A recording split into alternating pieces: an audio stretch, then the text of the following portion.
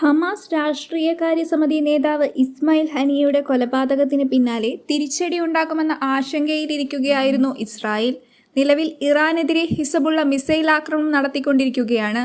സംഭവത്തിന് പിന്നാലെ ഇസ്രായേലുമായി യുദ്ധം പ്രഖ്യാപിക്കാൻ ഇറാൻ, ഹിസബുള്ള, ഹൂതി തുടങ്ങിയവരുടെ പങ്കാളിത്തത്തോടെ കടുത്ത ആക്രമണത്തിന് തയ്യാറെടുക്കുകയാണെന്നാണ് പറയുന്നത്.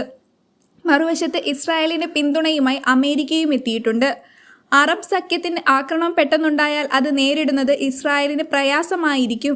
ഈ സാഹചര്യത്തിൽ പ്രതിരോധ സഹായവും പിന്തുണയും വേണമെന്ന് അമേരിക്കയോടും യൂറോപ്യൻ രാജ്യങ്ങളോടും ഇസ്രായേൽ ആവശ്യപ്പെട്ടിരിക്കുകയാണ്. ഹനിയുടെ കൊലപാതകത്തിൽ തിരിച്ചടിയിൽ നിന്ന് പിറകോട്ടില്ലെന്ന് ഇറാൻ ഉറപ്പിച്ചു പറയുന്നുണ്ട്. ടെഹ്റാനിൽ നടന്നത് രാജ്യത്തിന്റെ പരമാധികാരം മറികടന്നുള്ള ആക്രമണമാണെന്നാണ് വിലയിരുത്തൽ. ഇസ്രായേലിനെതിരായ നീക്കം ഉപേക്ഷിക്കണമെന്ന മധ്യസ്ഥ രാജ്യങ്ങൾ മുഖേനയുള്ള അമേരിക്കയുടെ അഭ്യർത്ഥനയും ഇറാൻ തള്ളിയിട്ടുണ്ട്. ഹിസബുള്ളയും ഹമാസും ഹൂതിയും ചേർന്നുള്ള സംയുക്ത പ്രത്യാക്രമണമാണ് സാധ്യതയെന്നും ഏത് നിമിഷവും ഇസ്രായേൽ പ്രതീക്ഷിക്കുന്നുണ്ട്.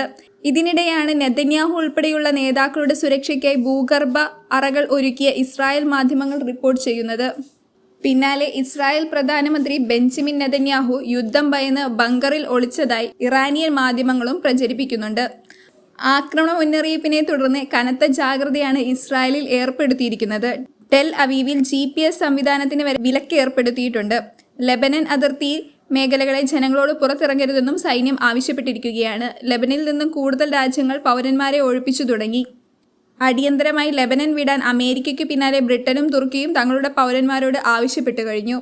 വെസ്റ്റ് ബാങ്കും കനത്ത സുരക്ഷയിലാണ്. സൈനിക കമാൻഡർ ഷുക്കൂറിനെ ബൈറൂട്ടിൽ കൊലപ്പെടുത്തിയ ഇസ്രായേലിനോട് പ്രതികാരം ചെയ്യുമെന്ന ഹിസബുള്ളയും വ്യക്തമാക്കിയിട്ടുണ്ട്.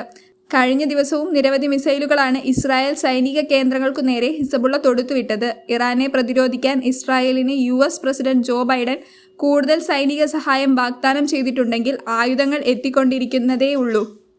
ഇതിനിടെ ഗസയിൽ ഷൈഖ് റദ്വാനിലെ സ്കൂളിന് നേരെയും അൽ ഗസ മാർട്ടേഴ്സ് ആശുപത്രിക്ക് നേരെയും ഇസ്രായേൽ ആക്രമണമുണ്ടായി.